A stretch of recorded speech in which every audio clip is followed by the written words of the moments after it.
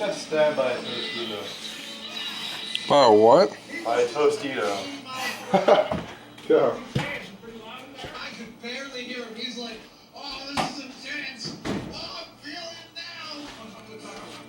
now. It's not even like straight, but Go for it.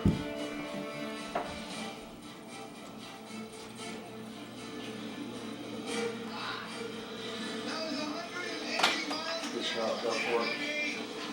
180. Excellent. that sucked. At least you have no shot. What do you have? No shot. Basically break too. Nothing you can do with that kind of power.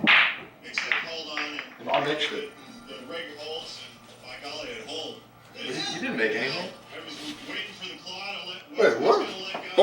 Hold on. Nothing did. It just, I was getting beaten Oh. by the surface of this thing. Wow. Like being spanked. I'm sorry. The high-speed shows just how intense that was.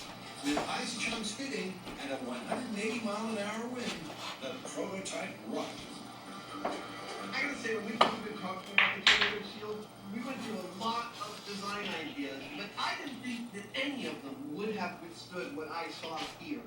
Nothing prepared me for how devastating that wind was, and our Tornado Shield, with only one modification, held its ground in 180-mile-per-hour winds with nothing holding it down except these spikes. I'm sorry. That is amazing. Jamie did great. The first test he did, he failed miserably. But he did alterations, and in the end, he came to his flying colors.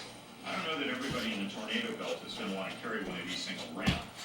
We saw what happened to an unprotected person. We saw what happened to a car. And the simple fact is that if you had one of these and you got in it in a tornado, you'd be safe. Well, you guys wanted a tornado, and we brought a tornado. And you've got a new piece of hardware for your I can't believe you did that. It's going to be a great tornado season.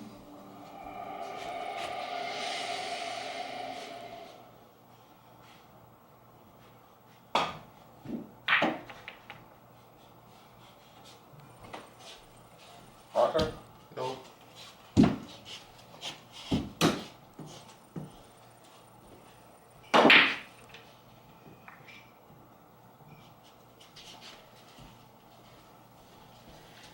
Anybody need the shit?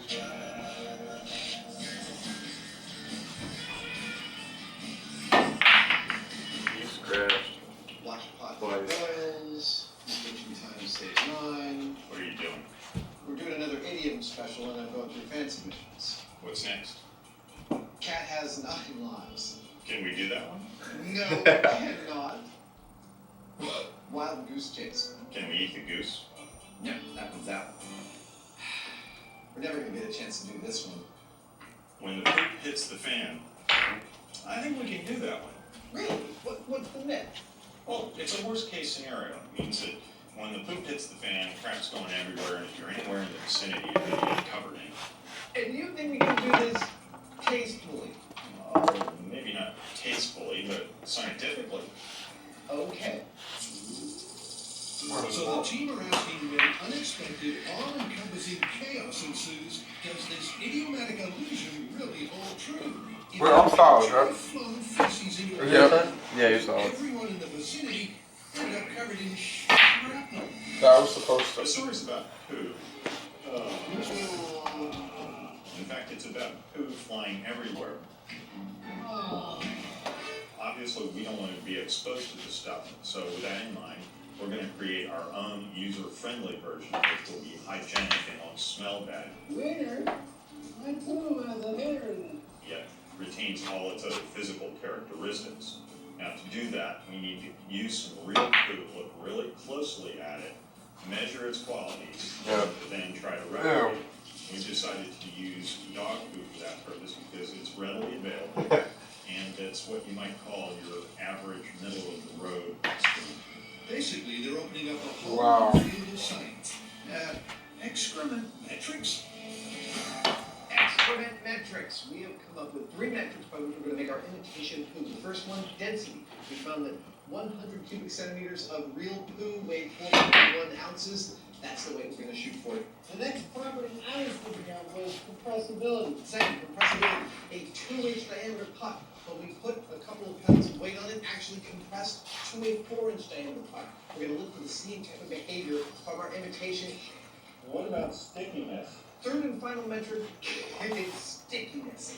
We found that when our puck was compressed between the 2 sheets of acrylic, if we put a little weight on the bottom sheet, Still scratch. it took 4 seconds to unstick from the poo. We're looking for that exact kind of behavior, and we feel if we match all 3 of these metrics, our imitation poo is going to be just like the real thing, with none of the downsides. Now that we know what we have to replicate, it's time to make our poo analog. And strangely enough, Jamie being Jamie, it's a skill he spent years refining. Flour.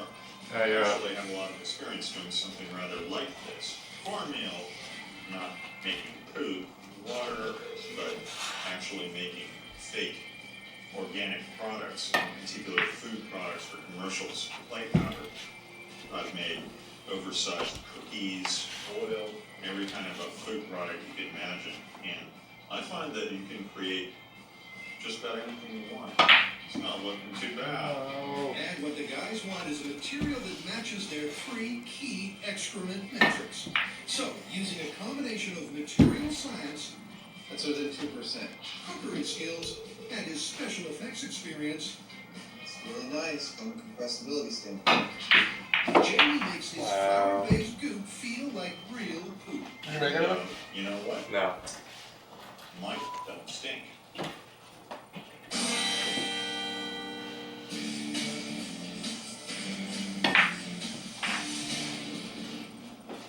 Alright, so first up for us in idioms, getting cold feet. Oh, meaning that fear prohibits you from doing something you thought you could do. Exactly. Like, I was gonna jump out of a plane, but I got cold feet. It sounds like the question for us is, do your feet actually physically Do I have to get try to cold hit as my a response ball? to being afraid of something? You don't. If you just hit a rail. To Really? get cold feet Yeah, you is can't a just, like, wonderfully do it fast. expressive, idiosyncratic phrase.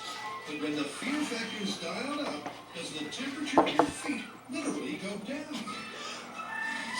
Okay, to test this myth, we're going to need a super accurate way to monitor the temperature of our feet.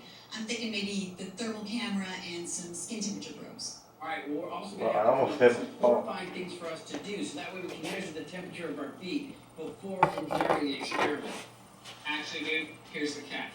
The fans have already come up with the horrible things for us to do, and here's the list. Oh, let me see. All right, Grant, you don't like creepy crawly things touching you, so that's what you need to do. Oh yeah, well, you get grossed out easily, so you are gonna have to eat something nasty. What do they got for me? Well, the fans notice that you're most freaked out when you're at heights, so we're gonna come up with something really gnarly for you.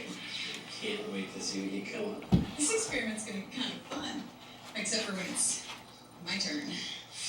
We are testing the myth cold feet. Now, the idea here is that your feet actually get colder when you get scared. How are we going to test this? We're going to scare them. Iron stripes. I just set him up for an easy shot, which he made. Changes with these. We have temperature sensors that we will I'm take gonna to win different now. areas of our If I win this game, I win our series. seconds the temperature. So that way, when we're done, And I'm getting bored of winning. plug these into a computer and find out if our feet actually did change temperature over the duration of the experiment. So in addition to the sensors, on the other foot, we'll be aiming this thermal imaging camera. It'll be able to detect and measure minute temperature changes. The average human body temperature varies on who, where, and when you measure it. Okay, KB, you are 96.3. So establishing a baseline skin temperature while calm and resting is essential. So we just took the temperature of our feet, while averaging around 96 degrees. That's going to be our baseline. Now, it's time to scare each other. And first in line for a dose of dread is Tori. At King City Airport, Carrie and Brad have lined up a terrifying test to take advantage of Tori's fear My feet are of cold. heights. Damn. A high You're afraid of flying losing ride in it. a stunt plane will surely Why are your provide feet the cold? necessary motivation for cold feet. And to measure the temperature of his feet during the build-up and throughout the flight, Tori will be using the skin sensors. What do you think? Are you going to do some foot modeling? Maybe for fungus cream. Plus, he'll be wearing a heart rate monitor. And the man about to set Tori's heart racing with a not very encouraging safety briefing is world-class stunt pilot Sean D. Tucker. You gotta go into this knowing. There's not very many. Easy markets. scratch. We got some outs here and there, but you're entering the dark side when you're gonna go flying at the end of the level environment. Should I warn the man diaper? Really? And if Sean hasn't already got We Tori's have video attention, proof. a description of the negative G-forces involved surely does. We're probably gonna do 3.5 negative, and that's the most I'd ever give you because they're the very dangerous G, and they sneak up on you and they can break things in your brain, they can detach your retina, and they can make your eyeballs bleed. Nice. Dude, I'm getting cold feet. And if it sounds horrifying, it looks even worse. This pocket. Because before Tori climbs aboard, Sean goes solo for an adrenaline-inducing demonstration. You know, at first I thought Tori got the easiest of all the tasks. But now that I've heard exactly what he's going to go through and seen him turn green and his face completely drop, I think this might be just crazy enough to scare the bejesus out of him. I'm a little bit happier now. Back right. The empty story meeting's like, ooh, what can we do to scare ourselves? What would be a good test to see if we get cold feet? Okay, now he's just showing off. Well, if he's trying to scare me, it's working. It always seems like a good idea what we're talking about. Hey, yeah, I'll go to stuff. That sounds like fun. You're looking a little pale, man. You actually do look green.